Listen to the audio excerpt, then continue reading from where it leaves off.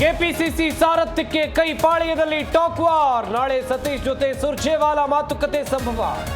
ಎಲ್ಲದಕ್ಕೂ no reaction ಎಂದ ಲಾ.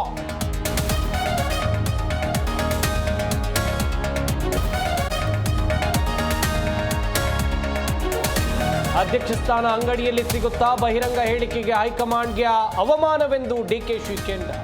ದೆಹಲಿಯಲ್ಲೇ ಗೊಂದಲ ನಿವಾರಣೆ ಮಾಡಲಿ ಎಂದ ರಾಜಣ್ಣ.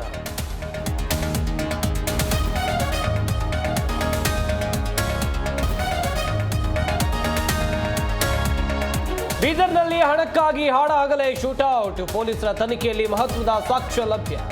ದರೋಡೆಕೋರರ ಪತ್ತೆಗೆ 9 ತಂಡ ರಚಿಸಿದ ಪೊಲೀಸರು.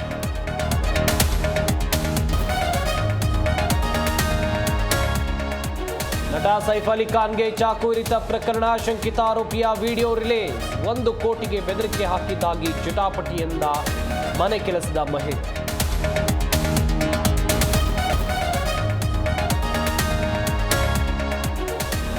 ಬಾಹ್ಯಾಕಾಶ ಕೇಂದ್ರದಲ್ಲಿ ಇಸ್ರೋ ಸಾಧನೆ. 4ನೇ ಪ್ರಯತ್ನದಲ್ಲಿ ಸ್ಪೇಡೆಕ್ಸ್ ಉಪಗ್ರಹದ ಡಾಕಿಂಗ್ ಪ್ರಕ್ರಿಯೆ ಪೂರ್ಣ.